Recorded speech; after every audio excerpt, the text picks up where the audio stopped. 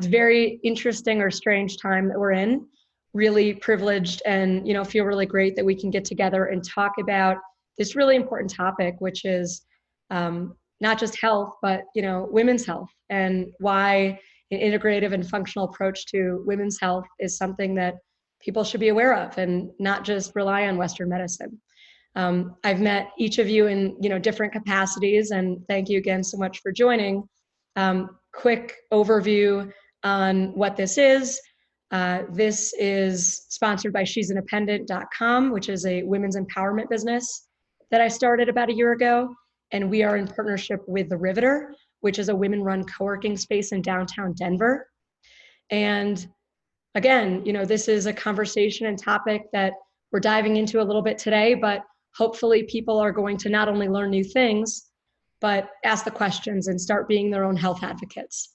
So if you have questions today, we'd love to hear from you. If you have questions out of today, we'd love to hear from you. And I'm gonna turn it over to our various panelists. And for introductions, I'd love it if each of you spent a minute or two both introducing yourself and sharing the definition of how you think of an integrative and holistic approach to women's healthcare. What does that mean to you? And why is that something that you are supportive of? And how does it impact you? So feel free if you want to kick it off. I just pulled up a slide walking through your names. So maybe Christina, if you want to kick it off. Great. So I'm Dr. Christina Holland. I am a physical therapist specializing in pelvic floor care. And so I mostly work with people who are having pelvic pain, who are leaking when they laugh, don't cough or sneeze, having painful intercourse or painful periods. And holistic integrative health to me is considering just your health from every angle. So not just focusing on a lack of pain, but actually a presence of wellness, both physically, mentally, and emotionally. And I think it's really important because I think we do too much treating after the fact and trying to fix what feels broken instead of trying to keep ourselves, 100% well-oiled machines that I think we would have more potential to be. Thanks so much. Dr. Sayana? Hey there. So I did my, traditional family medicine training through medical school and residency. So I do have that background in primary care, but the way that I see health and the way I approach my patients is completely integrative since the beginning. Like even before going to medical school, I was always interested in this kind of approach. I kind of found it through mental health because I was originally really interested in psychiatry and mental health and mental illness and how that was treated. And when I saw that medical doctors only treated them with medications, really, I was really disappointed. And I just started looking into other things. And I saw by working with mentally ill people in a behavioral program, I saw how much they were helped by meditation and movement and talking about nutrition and going outside in nature and doing all these things that were totally unaddressed by their doctors. And so I kind of took that and went with it through med school and learned about different approaches like acupuncture and Chinese medicine, and found nutrition to be extremely interesting. And now I have a practice that's based in integrative and functional medicine, basically looking at the root cause of issues as opposed to just using medications to treat symptoms.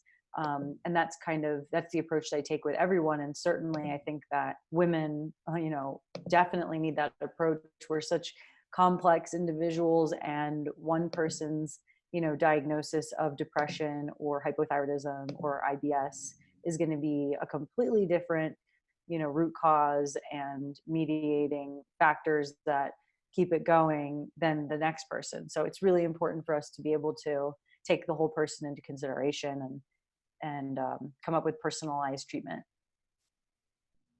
Thanks for that overview. Dr. Patty?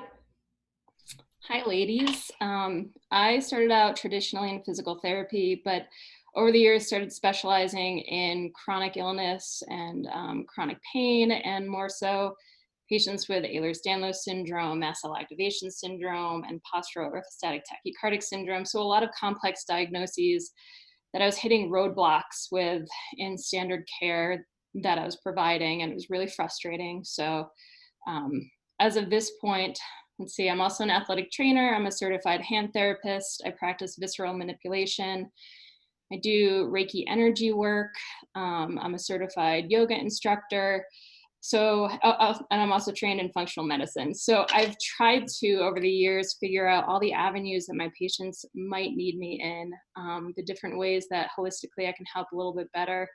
I am a chronic illness patient myself and found a whole new world of healing in different sort of adjunct therapies, and just fell in love with it. And that's how I base a lot of my treatments off of, is really looking at the individual, which I think is what holistic care is diving into the individual that's sitting in front of you, not thinking about, the standard care of treatment, but potentially applying it, but really looking at the individual and figuring out the best treatment strategies for that one person.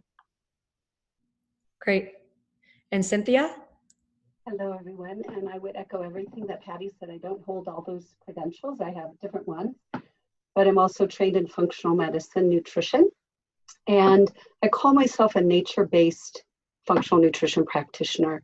So I look at the individual sitting across Zoom, typically, because I do work virtually, and honor all that she is, right? Where she came from.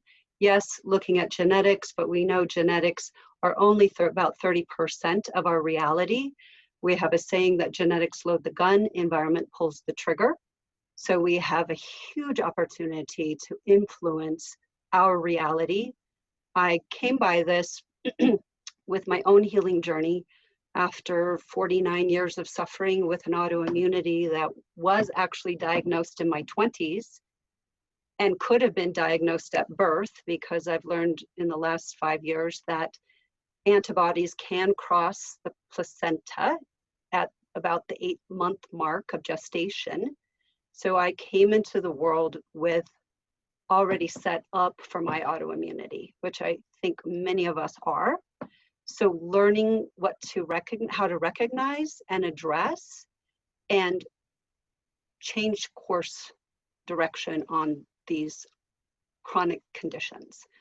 I have put my Hashimoto's into remission or reversed it, right? If I were to engage in the same lifestyle behaviors as I was doing before, high stress, high inflammatory diet, not enough exercise, not enough community, all of those things, my autoimmunity would come back and surface again.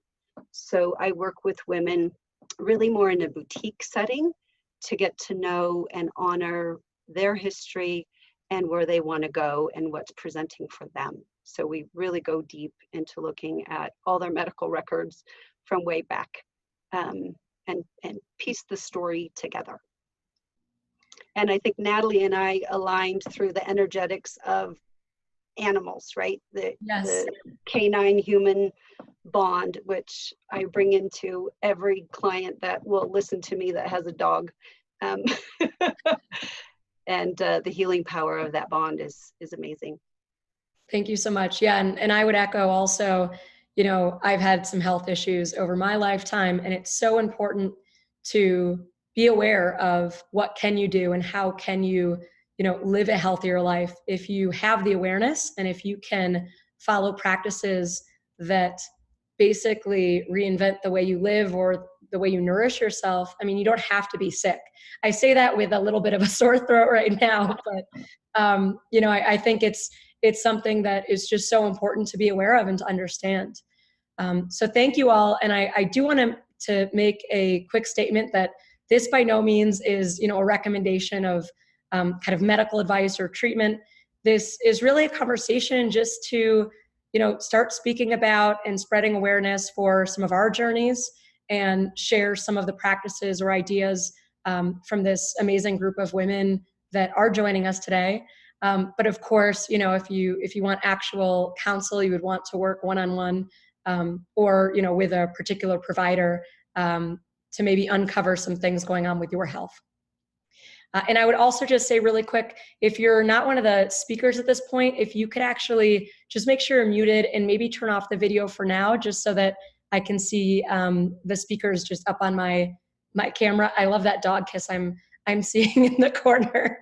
But feel free to mute and not share your camera just now, and then we can do that later for Q&A if you're not one of the speakers. So we are going to get into some of the Q&A that I had prepared. And just to kick it off, you know, I think this is a somewhat general question, but I'm always curious what you think, given your backgrounds, what holistic healthcare practices might you recommend every person or woman try, if any? So maybe Sayana, let's have you kick that off. Sure. So yeah, I mean, I think that when we think about holistic care, you know, the things that we think about are you're treating the whole person, right? That's like what we kind of think about, the difference between someone who's going to a conventional doctor and they go in for a specific condition or specific problem, and they're being treated only for that problem, that, like, let's say asthma, like they're only being treated for that organ system at that time. Whereas in holistic medicine, you know, we're really trying to literally treat every part of that body. You know, what part of them is making their lung disease? You know, maybe it's something that they're eating. So maybe it's actually coming from the digestive system, you know, that inflammation that's in the lung. And that can, you know, you can apply that to like any condition really. So I think like when we're thinking about holistic is really thinking about all the different parts of this person. And one thing that I think is commonly ignored in conventional Western traditional doctor world is the mind-body connection and how powerful that is. And I think, you know, we'll probably get into it more today, but just to start exploring that, you know, what do you think is in your mind or in your thought process or in your, you know, past traumas or, you know, the everyday kind of stress that you're going through, like what part of that might be contributing to what's happening to your body. And just that the realization that it's not even a connection, it's just that's what we are a mind and a body, and they're one actually. So I think that that's something that is highly ignored, and just starting to explore that is really, really important for women for sure. Great. And Patty, I think you've mentioned stress reduction as one of the techniques you're interested in. So maybe if you want to follow up and answer that one as well. Yeah, I can get super nerdy, but I won't. But you know, a lot of what I talk about with my patients is stress reduction and the nervous system. It's something that we can control. We just don't talk about the nervous system. It regulates so much of our body. When we talk about part of it, that autonomic system, it can actually cause inflammation if we're not treating it right. So it's something that I think, you know, we kind of laugh at, especially in our society, about reducing stress, say that we can't reduce stress, that we can't do it. We're in a situation, it's our work.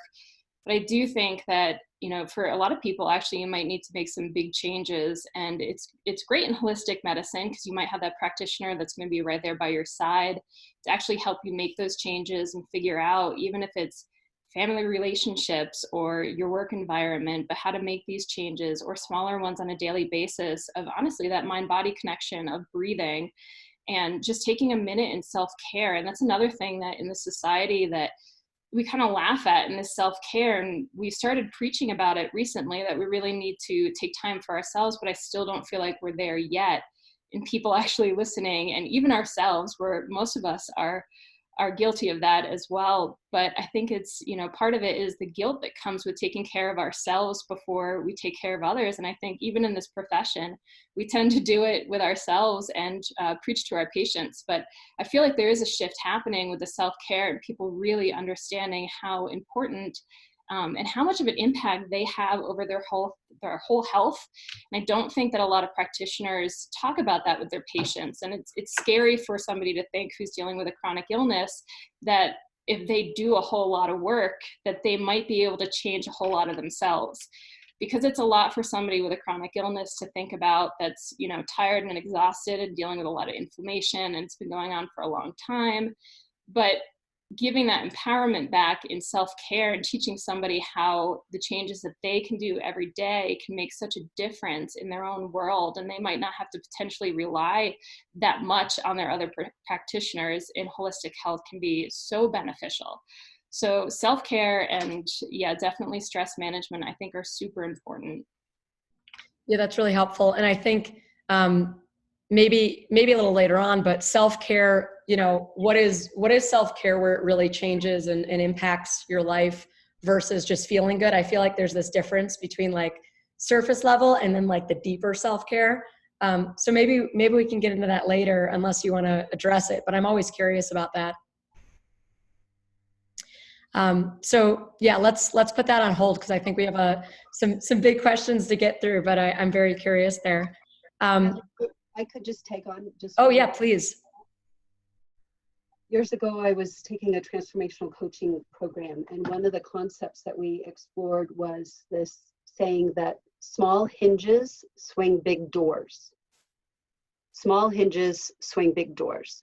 So that means that these micro changes, right? One baby step at a time, 1 cup of nettle tea, high in vitamin C, high in minerals, replacing a cup of black tea, for example, which is acid forming, and the caffeine has all sorts of repercussions for our body.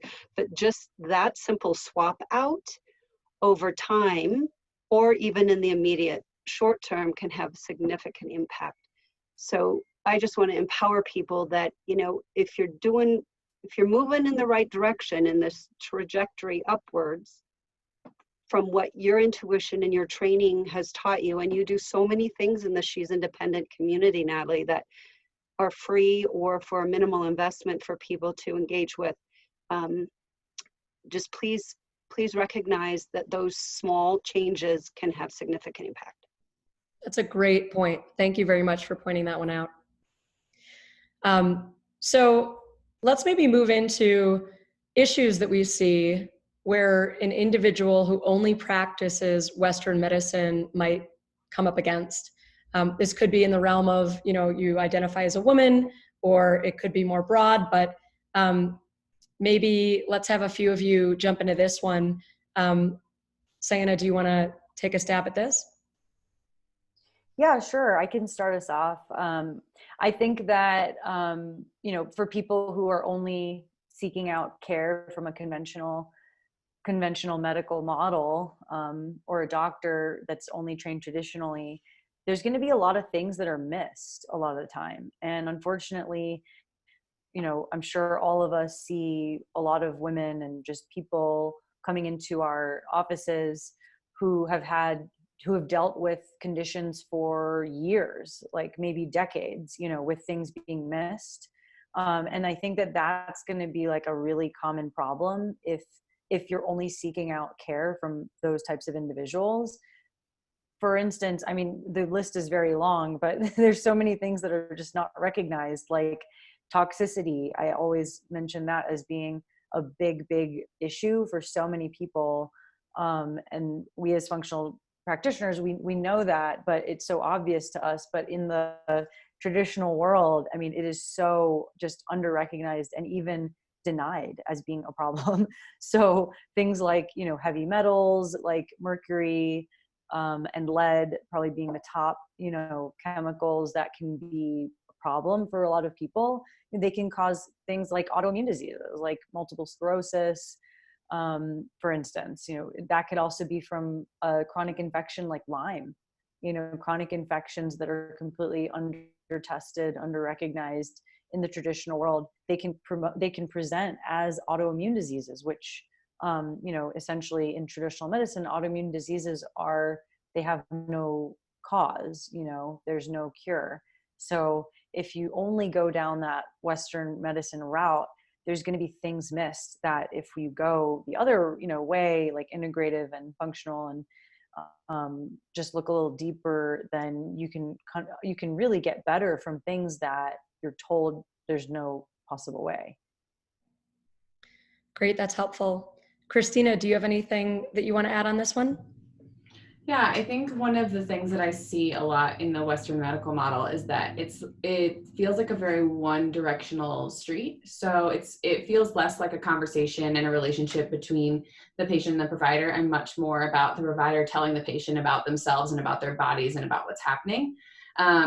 And I think that that can be extremely, one, it just feels terrible. Like it doesn't feel good. It doesn't feel therapeutic. It can be really hard to get buy-in in regards to whatever that provider is saying to you if you don't feel heard or listened to or understood.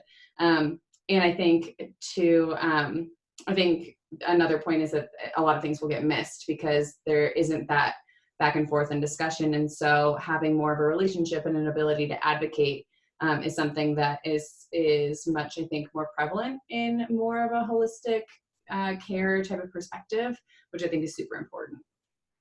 Yep, very helpful. Anybody else want to weigh in on that one, or should we move on?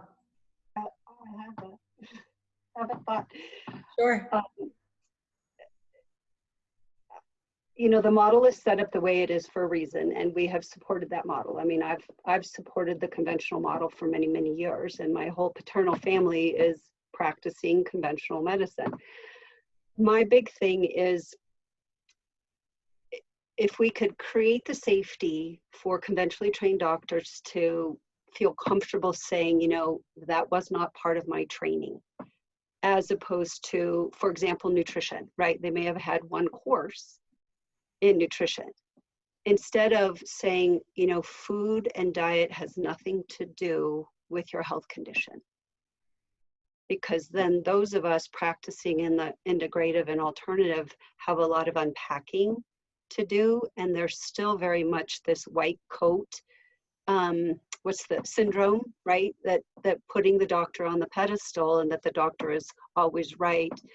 I really work with people to learn to trust their intuition, and we do that through education and connecting the dots and recognizing what's happened with them, what's led to this, and how you can recognize what's going on in your body and redirect. So I really just wanted to say about food, because food is huge. Food is huge. Thank you for bringing that up. And also, you know, not just listening to the person in the white coat, and listening to ourselves and educating ourselves. You know, I think those are really, really important points that we've touched on, but, you know, hopefully people are listening. So next question, and we touched on this one a little bit earlier, but I'd like to get a little bit more into it, which is how much does that mindset and environment really impact your overall health? I know that Patty mentioned, you know, some of the stressors, and Sayana mentioned maybe some of the toxins. Cynthia, you and I, when we met, you mentioned a lot about environment. And when I told you about an ongoing issue I was experiencing, you said something really powerful to me. You said, well, your environment changed, so your body will change. And I really thought that was profound. So maybe Cynthia, if you want to kick that off, you know, how much is this really impacting the person's overall health? I think studies are in place now to really understand that more. But Bruce Lipton is a great one to follow or look into, talking about the power of the mind. The mind-body connection, it's not really a connection. We are one. And I focus on the gut because the gut is our most intimate organ.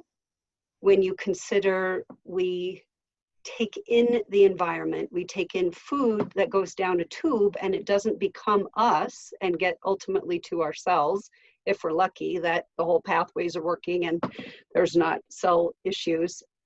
But that crosses through the small intestine, right, which is designed as a barrier system. It's designed to be selectively permeable. And our thoughts, the environment, inflammation of any kind, inflammation in your career, in your toxins, in your relationships, in the self-talk, right? Those can all break down that barrier in the small intestine and allow undigested thoughts, undigested proteins and foods and toxins, pathogens, to cross over into our bloodstream and then settle in our joints, on our thyroid, in our brain. It's a whole beautiful system that is designed to be very much of a barrier. I will put this plug in case I forget it later, but in this COVID environment, chewing is also a barrier function, because chewing gets the saliva going in our mouth. It triggers our whole digestive juices, gastric juices, enzymes throughout the body to activate. Those can be antiviral activities. So I like to tease people to, remember when you were little and you played, you chewed up a banana and then you to a mush and you opened your mouth and showed it to your brother and he freaked out. We did that a lot. But anyway, you should chew to that kind of consistency. The flavors are going to evolve. You'll be more satiated, you'll eat less, and you've activated antiviral, antimicrobial properties in your body. So, yeah. Well, that's interesting. Yeah. Thanks for that tip. I'll try it. I have a Chew banana more. for me. Anybody else want to weigh in on, mindset and environment? I know Patty and Sienna had both mentioned it earlier, but Christina, anybody who wants to weigh in, you're welcome to. I'll continue a little bit on the gut route, and that I think that, there's a misconception out there that gut issues cause gut symptoms.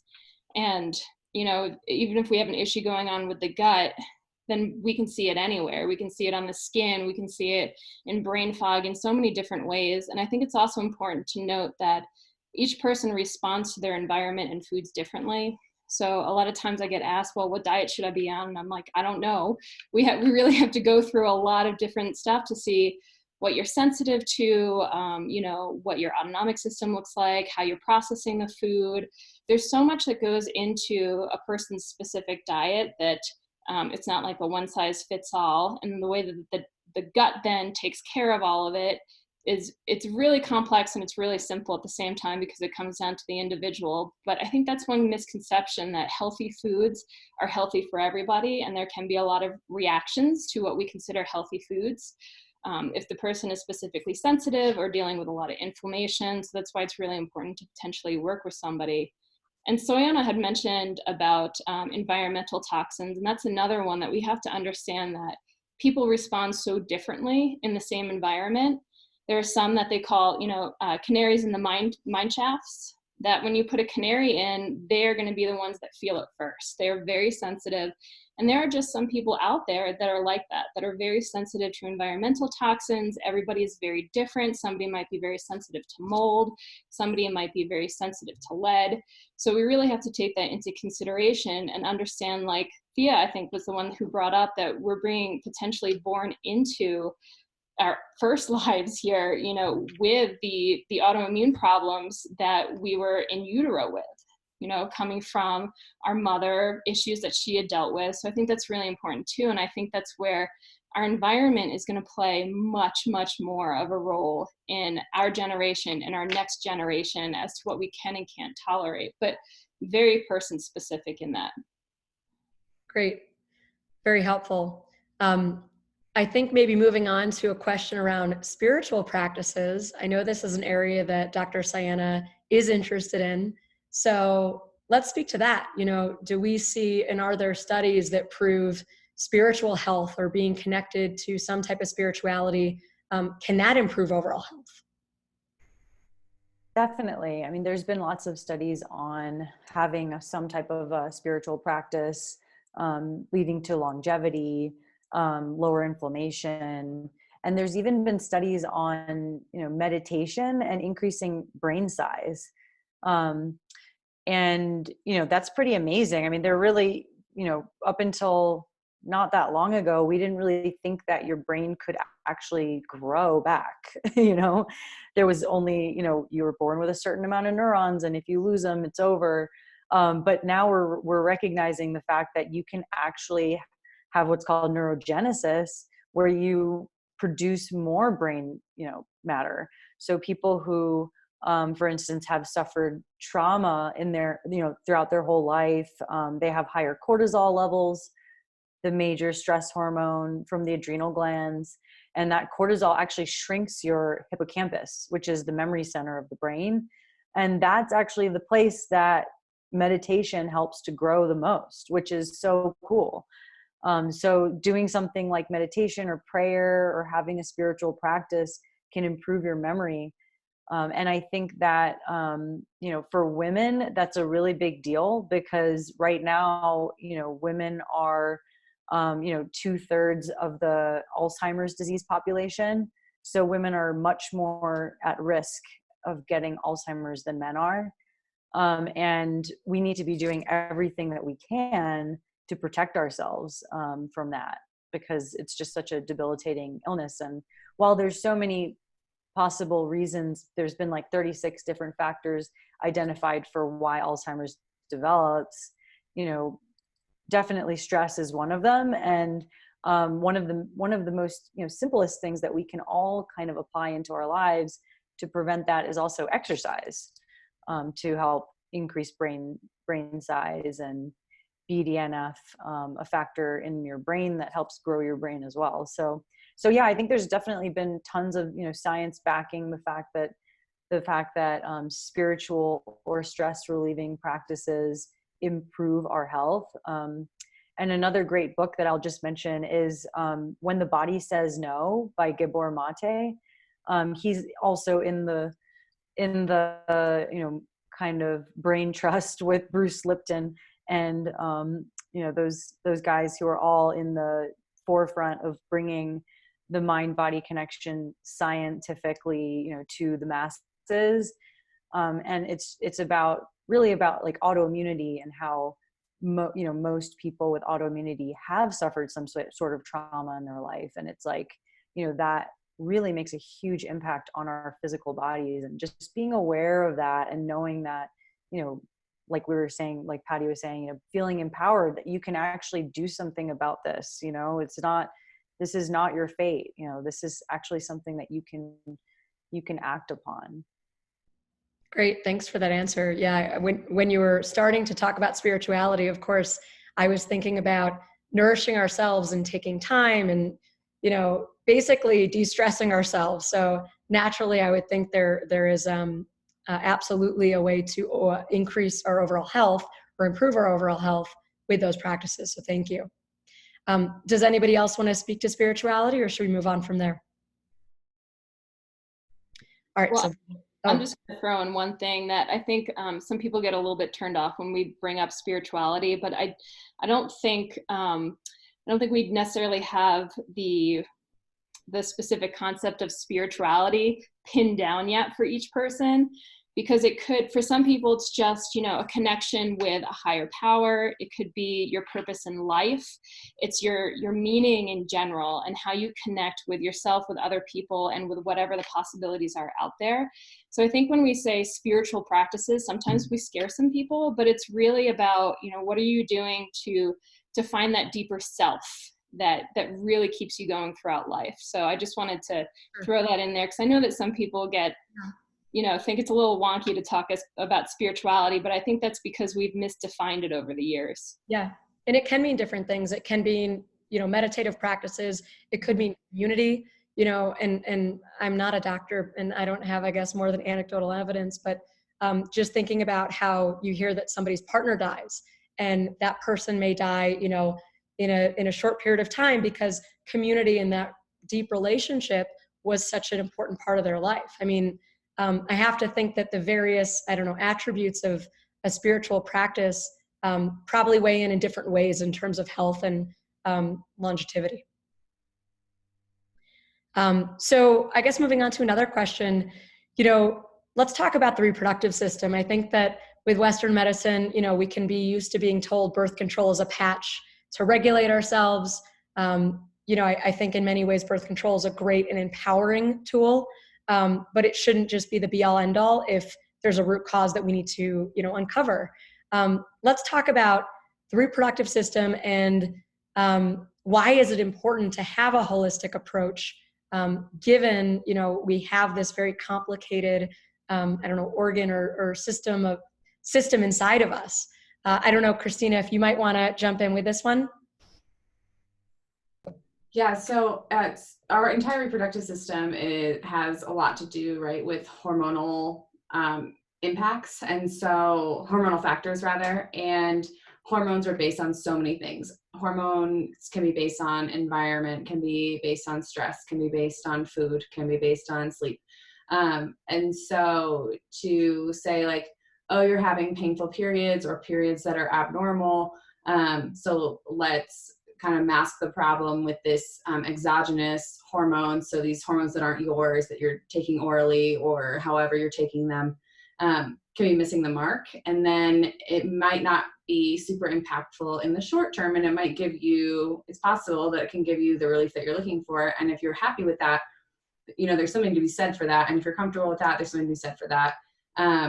And it, just because it's working in the short term doesn't necessarily mean it will work in the long term. And then if you come off of it hoping to get pregnant, were you just masking all of the underlying issues that could impact that? And I think it's a good question. I think we're looking more into that now and having more conversations about that now. So yes, I think it is super important to have this holistic view because there are so many things that can impact the reproductive system, as well as just the way we talk about the reproductive system in terms of like, I think we talk about menstruation and periods and hormonal shifts very often as being inconvenient and like a variance from the norm, because we're still in this very patriarchal place, both in society and in healthcare, where we're looking at people with testosterone-driven hormonal systems as being the norm.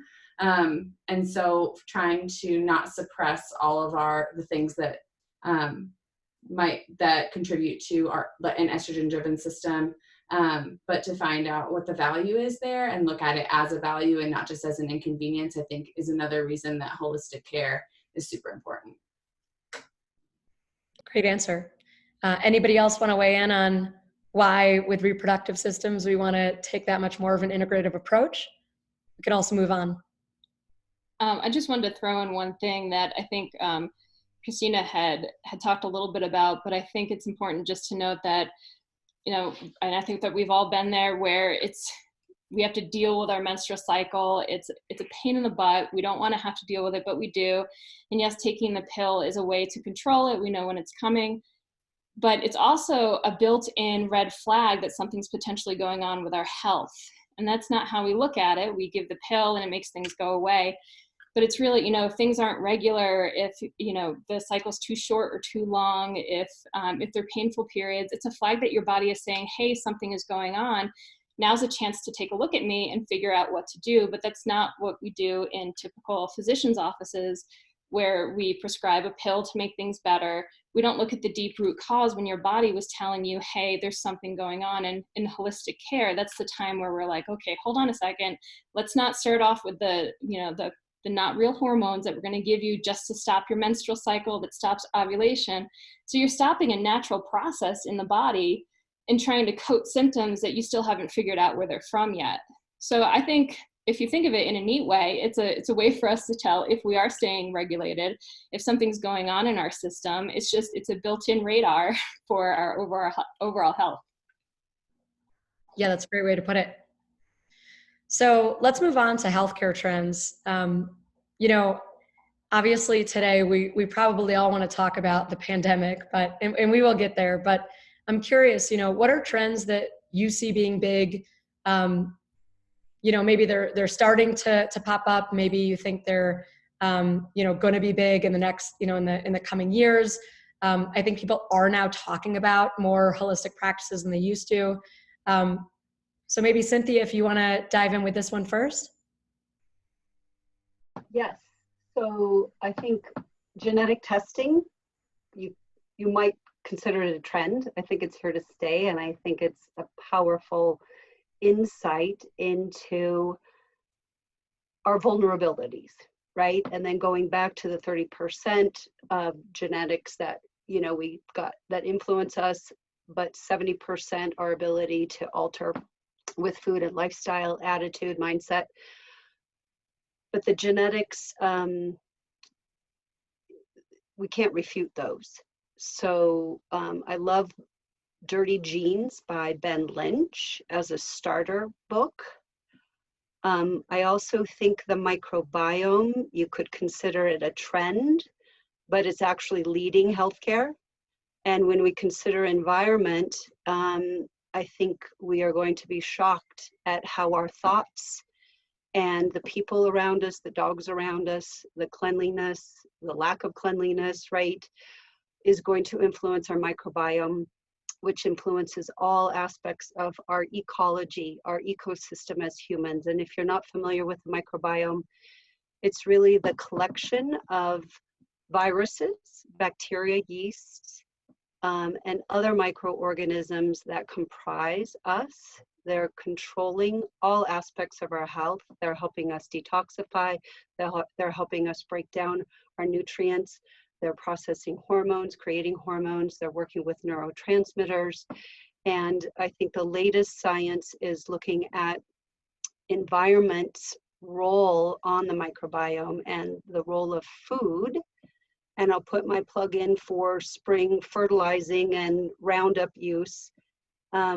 The glyphosate, the Bt toxins in Roundup are wreaking havoc on our microbiome, leading to a breach in that gut barrier, that small intestinal barrier, leading to chronic illness, like the autoimmunities we've talked about, which lead to cancers, heart disease, and diabetes type 1. So talking about small hinges swing big doors, looking at what we're putting on our gardens. And I cringe when I think of all of the Clorox and all of the disinfectants that are going into our earth and waterways. It's necessary to combat this particular virus, but in the long run, it's going to be really interesting to see. And I would really encourage you all to grab a book. I love The Dirt Cure by Maya Sheetreat Klein. I think she's just going by Maya Sheetreat now. She is a pediatric neurologist out of New York, but she wrote The Dirt Cure. And it's got some very basic, small steps to take to help build your ecology, build your microbiome. And we're all going to need to be doing that. We need to do that every day. But when we're bringing in all these toxins or these antiseptic, antiviral agents, we need to really focus on building our microbiome more. And I even forgot the question. Oh, trends. So genes and biome. I also think intermittent fasting.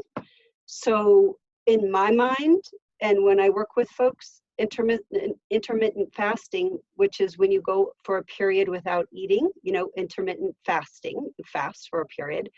We start with the 12 hours from 6 p.m. around dinner time to 6 the next morning. That for many is a huge first step because so many of us are eating after dinner. And then we're eating up to bedtime, which has so many other downstream consequences, which I think we'll get to in another question. But those are they're not really trends, but they're cutting edge. Yeah. Do those qualify? Absolutely. No, thank you. Okay, cool. They're interesting, and I'm learning through every question and answer, so thank you. Would anybody else like to weigh in on trends at this point? All right, so I'm going to move on to. Sure, I'll say something. Sorry. I think just not even as just a topic in and of itself for health, but just overall, I think the general public, the trend is taking their health into their own hands a little bit and like feeling that they really need to educate themselves as opposed to relying on doctors and, only, traditional medical doctors to give them advice, because I think there's just been a lot of trust lost between, the conventional model and the public, since the internet and readily available information. I just think that people are kind of reading on their own and they're learning, actually, wow, food does make a difference. And then they're looking up specific diets and, working with people to help them do that. And then, a lot of biohacking, like the intermittent fasting, for instance. I think that is taking a big trend and, doing things that improve longevity, like cold therapy, hot therapy, infrared saunas, like things like that. Things that people like Ben Greenfield and these kinds of podcasts that promote healthy living and healthy lifestyle. I think that overall trend is just going toward, people taking their health into their own hands, which is really cool. You all are mentioning so many great resources. I'm probably going to ask that we get some of those together so that we can actually send it as a follow-up to people who listen to this. Thanks for weighing in. And I guess on the flip side of trends, we sometimes see things that are more fads that we don't think are either going to be very effective, or we think people are going to lose interest. We see it all the time with different, nutritional plans or guidance. Maybe Patty, do you want to weigh in on some thoughts on, fads and some things that you think might be less helpful in the future?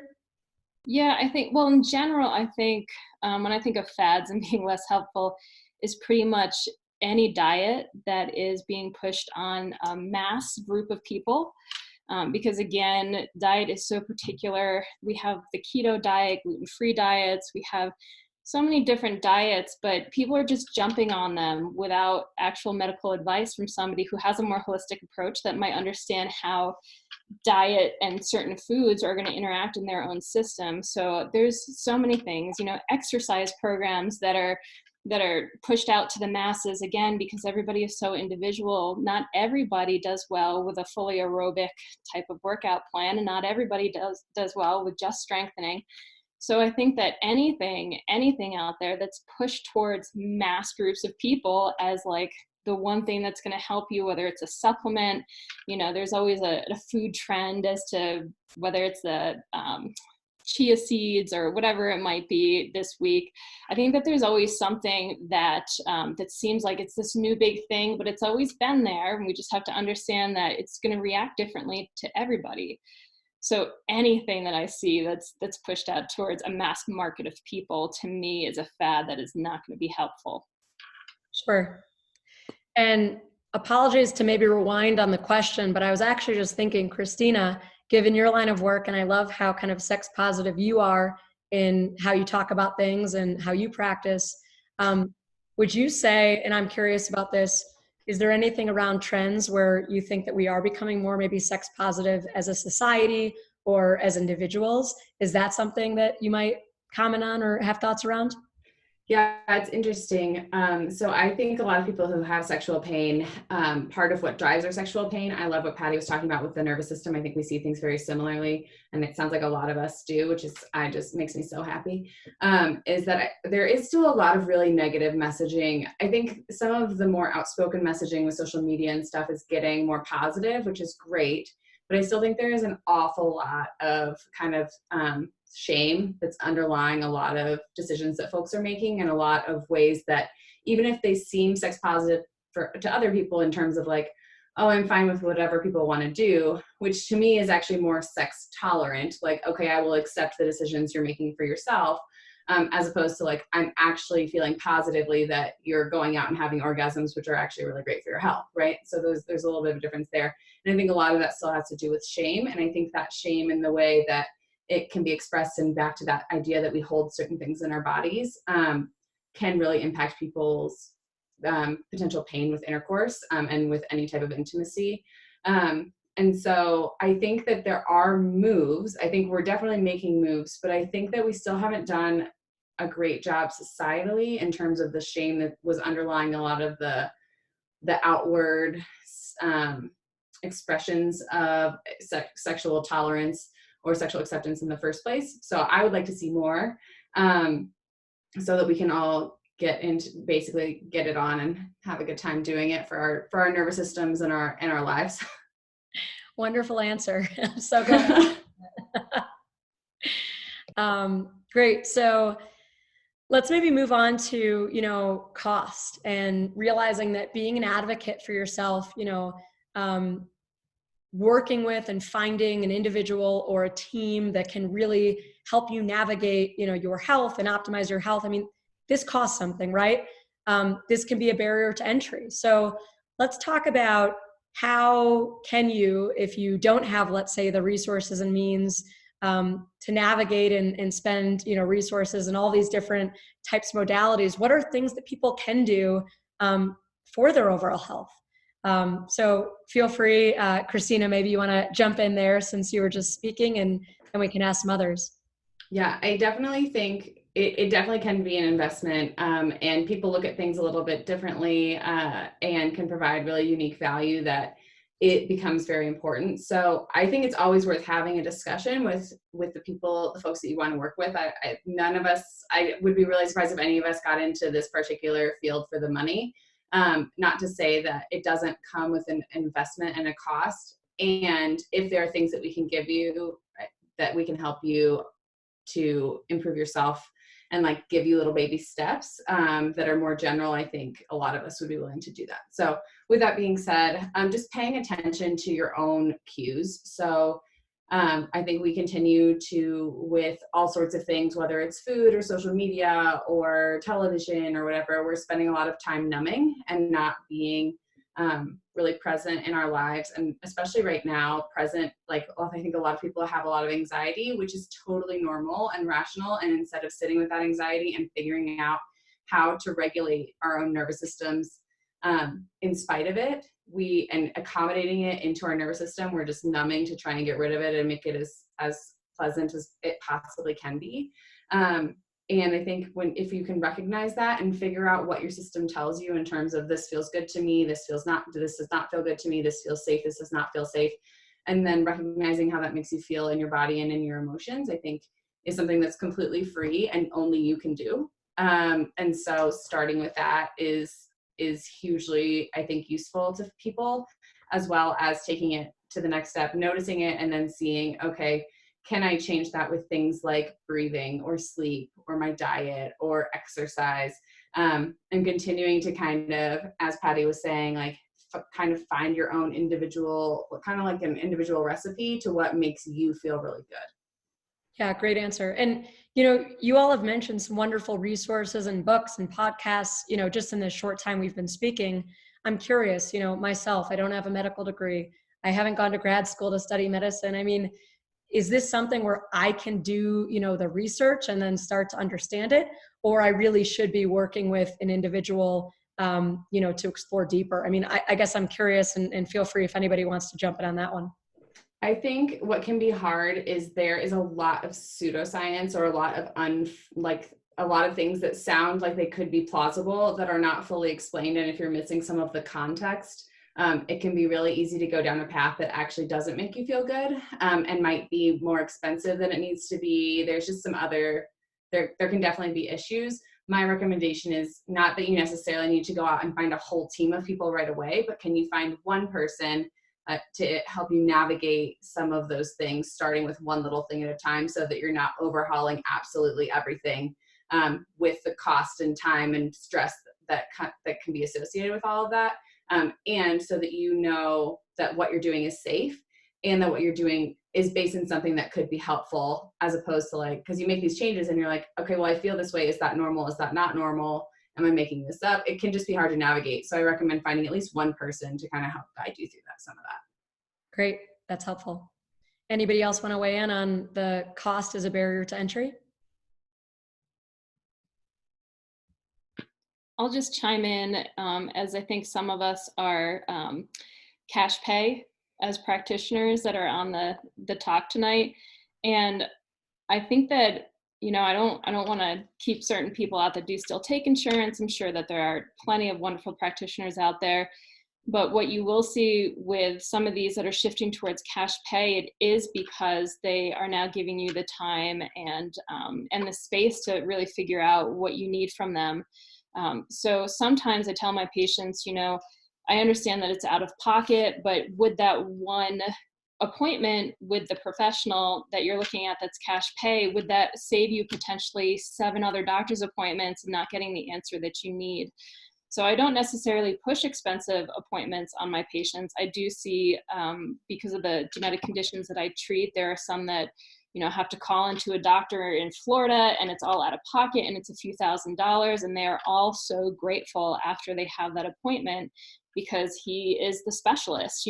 He's one that completely understands it. He doesn't push anything on anybody. He's all about health, and he just wants to find the best treatment. So I think it really comes down to the provider that you pick, and understanding that yes, we are all are potentially a little bit financially strapped these days, but is it going to save you time and anxiety and help your overall long-term health if you do spend a little bit extra for that one appointment? And a lot of times what you see too with these practitioners is that it's usually a longer time between sessions. So you don't necessarily have to go back so readily, because it's more of those deeper changes that they can hopefully find for you, so that you're not having to go back and get medications updated and, you know, find other plans. And it's more of a long-term plan, hopefully, that you can find out of these practitioners. And I think Christina had made the suggestion of, or maybe it was you, Natalie, of calling and talking to the providers, because a lot of them you can contact through email or through just a few minutes of a phone conversation just to see if you're a good fit. And usually you'll know pretty quickly in talking to somebody if they sound like they're a good fit for your healthcare. Great, very helpful.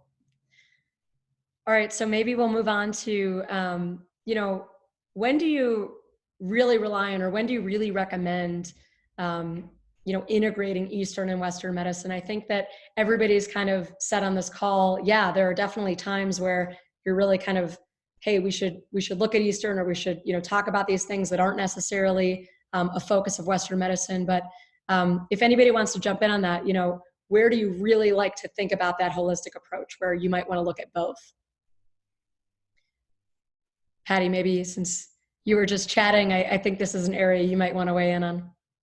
Yeah, usually the patients that I see coming into my office are usually Western based before they come in to see me. And I treat from a very combined method. So it's very integrative. I try not to swing more one way or the other. But again, the patient responds differently. Each patient is a little bit different as to, do they respond a little bit better to holistic care on that Eastern side, or do they need a little bit more Western right now to stabilize, and then we can start shifting later on. So I think it's really dependent on the person that's coming in to see you and what they need. So, you know, I've had people come in that are on 43 different medications, and I do not exaggerate. And the doctors are yelling at them to get off of the medications. And then by the end of the appointment, they have a new medication. So especially where I am as a physical therapist, as my primary profession, it's not in my place to change medications. So I can't approach it from that Western side. So we start to try to shift a little bit, you know, for somebody that's so Western based in their whole approach that they've had so far, trying to approach it a little bit slower with those patients too. But I don't think that you can. It's the whole yin and yang, that whole balance that you have to have. And I think that there is definitely a place for Western medicine when we need it. And I think that it is really good for short-term use and for symptom treatment if we can't control it in other ways. But I don't think by itself it's really going to heal the whole of the person. Good answer. Christina, do you maybe want to weigh in on this one? Yeah, very similarly. I do think that there's a time for Western medicine when you're in an acute medical emergency. Like, that is absolutely a time where if you need to become medically stable, that, you know, Western medicine can help you out. And so I also am similar to Patty in that I'm also a physical therapist, right? So kind of, I don't prescribe medication, but if we talk about the nervous system, can we get you to a place where some of the symptoms that you were treating with medication are better, and so then you can come off of them. But ultimately, I think to just echo and amplify, each person is different, and some people, it's very important to them to be on as few medications as possible, and some people are like, I don't have time to do all of this like stuff, this Eastern medicine, or this like breathing stuff, or, you know, that's not maybe a decision that I would make, but I think it's a valid decision, and people have make their own choices. And so for some of those people, Western medicine and medication is the route that they want to go. And I think that is I really believe in body autonomy, and I think that that's a valid decision. And so if that might be someone who does better in that Western medicine type of scope. But I think giving people information and options is ultimately the most important, and giving people education so that they can feel empowered to make decisions that are going to be the best for them. Great. So I think I have a pretty important question maybe to end on before we open it up to Q&A. Given the environment we're in, which I don't need to, really walk people through it. But I guess if they're listening to a recording, here in Denver, where most of us are based, we are now in week 2.5 of the quarantine. So, I think everybody's thinking about health and they're thinking about this pandemic. Is there anything we should be thinking about or doing across the board? I realize that we all have our own unique human bodies, but vitamin D or immune strengthening measures, keeping up exercise and sleep, what should we be doing? We want to be advocates. We want to be healthy. And I think this is kind of a broad question, but maybe Cynthia, you've mentioned a few things around the current environment. If you want to jump in first. Sure. Number one, I would say is sleep, because through sleep we raise our natural killer cells, which are the cells within our white blood. Well, they're immune cells that will go after the virus and strengthen our immune system. So number one is sleep. And I look a lot with my clients at sleep hygiene. What does it mean? When is your bedtime? When's your wake up time? What's the environment like in your bedroom? Do you have trouble falling asleep, or do you wake up in the night? Can mean different things. Blood sugar regulation is really critical. A lot of people wake up in the night because their blood sugar has dipped too low. A lot of people, as our physical therapists know, have pelvic floor issues. So they wake up having to urinate once, twice, 4 times, hard to get into a deep REM sleep when you are up peeing all night. I love to use lavender essential oil just on my big toe, or diffuse any of the tree oils in my bedroom just before going to bed. Wearing the blue blocking glasses, as sexy as they are, really help with your melatonin. And if y'all know, cortisol produced by our adrenal glands should be high in the morning and come down throughout the day like you're on a ski slope. Melatonin should gradually rise as the serotonin, or as the cortisol is coming down. So cortisol comes down across the day, melatonin rises. A great way to get your melatonin to rise is to get out in the sunshine. In Denver, we're very fortunate, right? Without any glasses, just 5 minutes, open-eyed, look up at the sun, 5 minutes before 1 o'clock, if you can. Help reset your circadian rhythm. There's other things you can do. Time release melatonin in very, very small doses for a short period of time. It is a hormone, so you don't want to, I don't recommend taking it long periods of time. Melatonin actually can help with gut health as well. Taking a warm bath, an hour or 2 before bed. Not eating up to 3 hours before bed. I like to go for 3 hours. Some people, we won't get closer, 2 hours, but we're all individual and we all digest and process differently. So just some simple tips to help you with your sleep hygiene. And I believe sleep really begins when we get up in the morning. We kind of structure our day so that we can sleep, looking at caffeine, looking at exercise, looking at stimulants. If you're going to bed and you pop on Twitter, you pop on the news feed, you're kind of toast looking at all of the news these days. I think community, for those that are community minded, right? Not everybody is into community, but Natalie is doing amazing things with the She's Independent and offering so much free content. I was on a breathing class a couple of weeks ago with Carrie. Is it Carrie? Yeah, that was, talk about no cost, and the rewards were so great. I need to go back and review all of that. You'll love it, Natalie, that my dog loved lion's breathing, lion's breath. When I exhaled, the dog was sticking her face in my my mouth when I was doing these exhales. Simple stuff like that.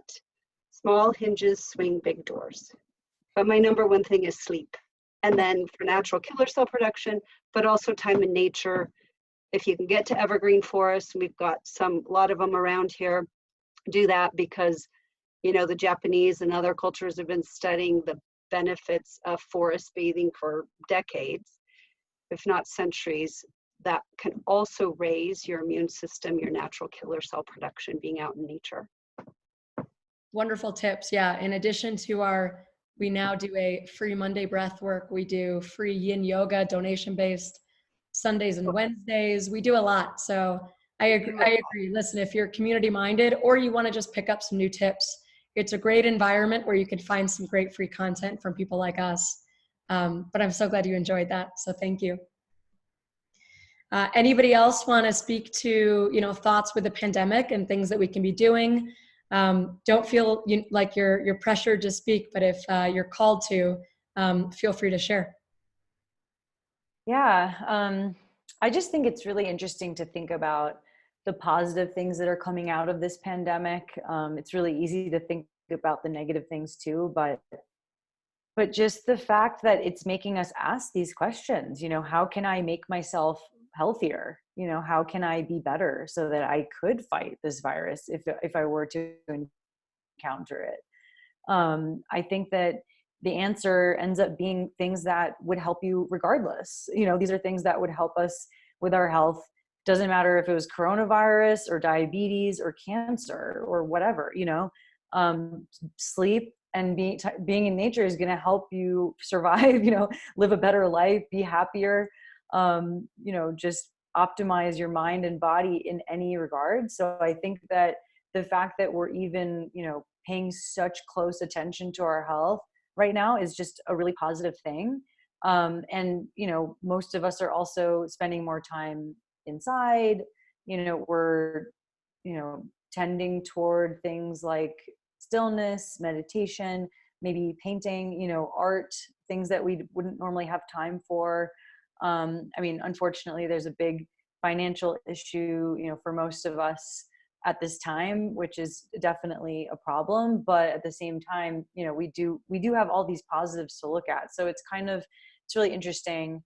And then one thing that I think, anyone can be doing for themselves to improve their immune function is cold therapy. And that's something that, we all have access to. We can all, take a cold shower, from time to time. You can, draw a cold bath and sit in that. And I think, practicing deep breathing, kind of like what Wim Hof teaches. And if anyone saw the Goop documentary on Wim Hof, that was like a really good introduction as to what he does and how it primes your immune system to fight viruses. We just went to Golden today at the creek and took a plunge into the water, which was probably in like upper 30 degrees. And it was great. But yeah, things like that, that don't cost anything, but you can really get a lot of benefit from. Awesome. Thanks for weighing in. And thank you all for participating. I know that most people are going to be watching the replay. We had a number of people sign up, and it was probably so beautiful and maybe so last minute that not a lot of people joined live. But if you are still live and if you have any questions, I do want to open it up to Q&A. And if any of the panelists, want to mention or say things outside of the scope of the questions I asked, I think that this is a nice time where you can weigh in and, share anything that we didn't yet cover. So floor is yours if anybody wants to weigh in with anything. And no worries if not. I know we've been on this for, it looks like a bit over an hour. So thank you again so much. And if we don't have any questions, I'll just pull up that last slide, which is if you are interested in learning more about She's Independent or The Riveter, you can, of course, reach out to us via email, check out our websites. A few of the upcoming free and donation-based programs, you can see are listed here. We do yin yoga and breath work and sound healing and also other community-driven events.